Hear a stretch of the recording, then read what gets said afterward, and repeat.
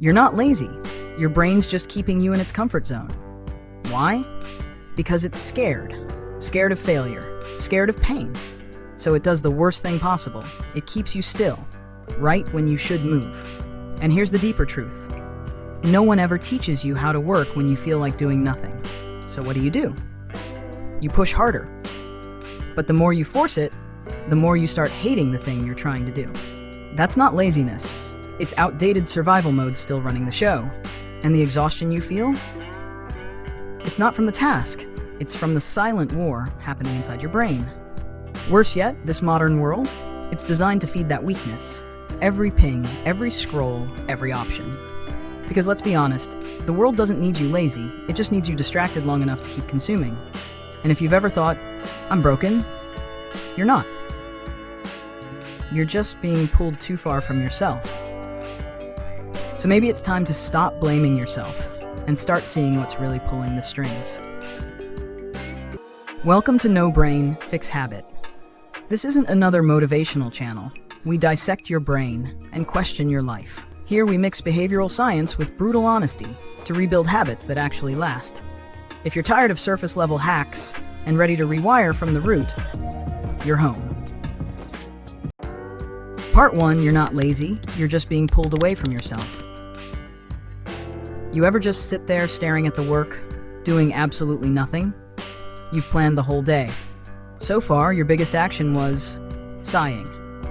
You call it lazy, but something deeper is pulling the strings. That's not a malfunction, it's your brain doing exactly what it thinks keeps you safe. So when you try something hard, it yanks you toward comfort like a reflex. Let's grab coffee first. It whispers, like a sweet little trap. Then it says, just a quick song. And suddenly you're 10 videos deep, 1 hour gone, and nothing done. Just empty clicks. And there it is. Shame. Guess I'm just lazy. Again. But in truth, that's a scared brain doing what it knows, survival. In reality, that's your ancient brain responding to modern stress, not with action, but escape. And science backs it up. Colorado MRI study. Under pressure, the brain doesn't prioritize action, it prioritizes soothing. Over time, that becomes automatic. And the scary part is, the more it happens, the less you stop to question it. Harvard Brain Lab, 2021, confirms it. Avoidance is often the brain's default mode when uncertainty rises. Even worse, the more it happens, the more your brain wires avoidance as the new norm. But the good news is, awareness cracks the loop. And right now, as you're hearing this, that awareness starts. Part 2. Dopamine hijacked your brain. Now it runs your life. Dopamine trains your brain to chase, crave, and repeat. But here's the messed up part. Dopamine spikes before you win. Just the hope sets it off. According to Stanford Neuroscience 2021, the reward isn't the goal, it's the anticipation that lights you up. That's why 3 hours writing? Crickets. 3 seconds on TikTok? Fireworks. Because you're not chasing results. You're chasing the rush of almost there. And that almost is like candy to your brain. It keeps you hooked, but never full. In fact, each scroll, each ping, each preview, your brain sees it as progress, even if it's empty. So it's not that your goals are too big, it's that your brain's wired for tiny, fast hits. That's why you're hooked on the high before the doing. That hit of soon. Cell Journal plus Carney Institute confirms. Dopamine spreads like a wave, recruiting your whole brain.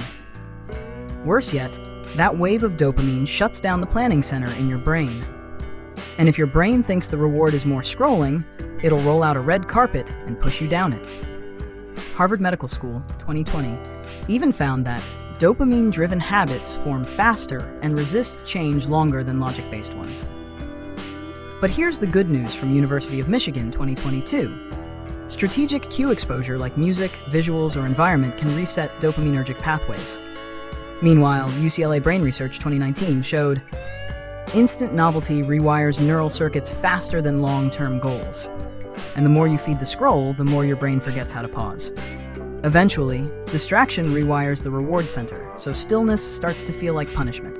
So yes, bad news, your dopamine's hijacked. But the good news? You can steal it back. One right cue at a time. So no, you're not lazy.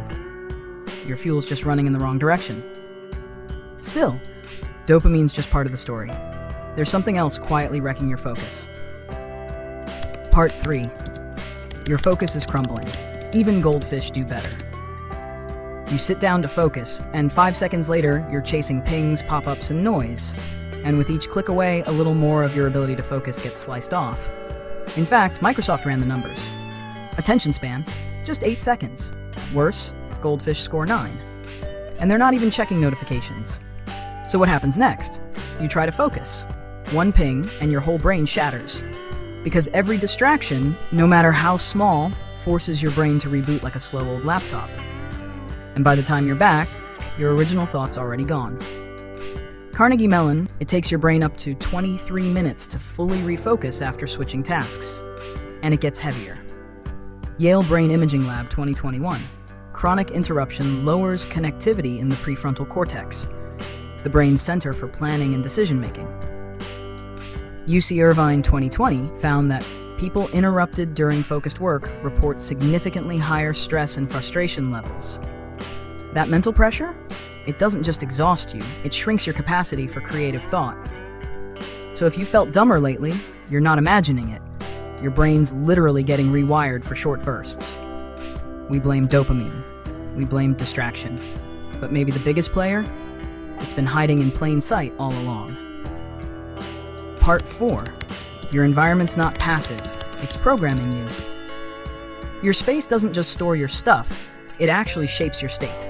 In fact, University of Chicago in 20, visual clutter increases cortisol levels, raising stress even before work begins. Still, you live in mess, noise, and blue light, and think it doesn't mess with your mind? Even worse, your walls talk. Too much gray, your brain numbs before you begin, and research backs it up. Cornell University. Poor lighting drops cognitive performance by up to 25%. On top of that, blue light at night doesn't just mess with sleep, it shrinks your motivation the next day. Here's the deeper truth. Your environment doesn't just reflect you, it rewires you every single day. Look closer, you're surrounded by things draining you by the hour, and you don't even see it. The clutter on your desk, the ads in your feed, they're not background, they're input fat. And when that input works against you, even simple actions feel impossible. Like BJ Fogg at Stanford says, willpower is weak, environment wins, every single time. Backed again by science. MIT 1, environments with subtle natural cues boost focus by 42%. So instead of pushing harder, design better. Make good behavior the default. Still stuck? Don't change the habit first, change where it starts. Then start simple. Clear your desk, clear your phone, clear the path back to yourself. Because now, you're not just cleaning, you're clearing a path for your strongest self to come back. Open a window. Let real light in. Your brain will feel the shift instantly. In fact, change just 10% of your setup and your energy can spike by 60%, like a full battery click. Now you see the setup. But knowing it won't change you. Acting on it will. Part 5, recap and action. First of all, don't blame yourself for stalling. You're not lazy. You're not broken. You've just had your drive stolen. Slowly drained by a setup built to distract you. Step 1, kill the noise. Then give your brain 10 quiet minutes to breathe. Then ask yourself, what do you really want to do? One honest move, and you've already stepped out of your old shadow. Because in that moment, you've defined your next step with clarity. Remember, you don't need to start perfectly. Just start your way. And that's the doorway back to your strongest, clearest, most conscious self. But keep this in mind. Clarity comes from movement, not just from thinking. Even one small step can build enough momentum to break the old loop. That's not motivation.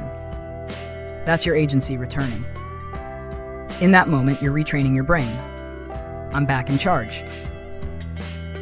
If you're ready, comment action mode on, and leave the old loop behind. Because next, you'll see, your brain's not broken. It's just in survival mode. I'll see you there, where the real journey of knowing and growing yourself begins. Take care, and I'll be right there with you. Talk soon.